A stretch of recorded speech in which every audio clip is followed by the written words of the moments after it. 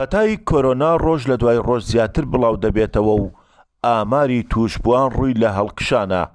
تەنها چارەسەریش بۆ خۆپارێزی جێبەجێکردنی ڕێنمایە تەندروستیەکانە و هاوڵاتیانیش پابەندی ڕێنمایەکانن. التزام حلو يعني هو الفيروس هذا ما له علاج. بەهۆی ئەوەی ڤایرۆسی کۆرۆنا چارەسەری نییە بۆیە پێویستە لەسەر هاوڵاتیان پابەندی ڕێنمایەکان ببن و خۆیان لە توشبوون بۆ ڤایرۆسە بپارێزن.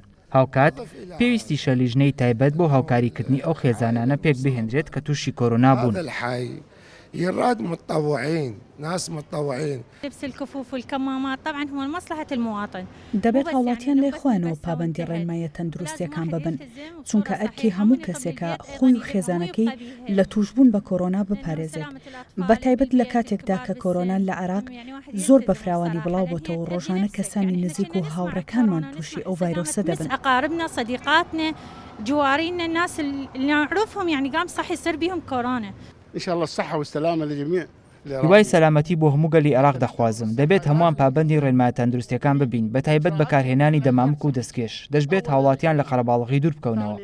هاوکات پێویستە هاوڵاتیان خۆراک و ڤیتامیناتی پێویست بخۆن بۆ ئەوەی بەرگری جەستەیان بەرز ببێتەوە. شەقام و شوێنە گشتەکانیش جم و جوڵ و قەرەباڵغی جارانیان نەماوە.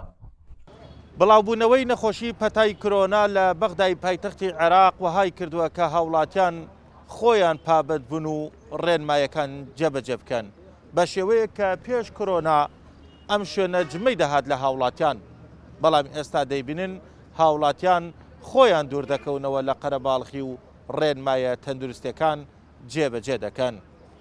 بە مۆشەخانی گەلی کوردستان، بەغداد.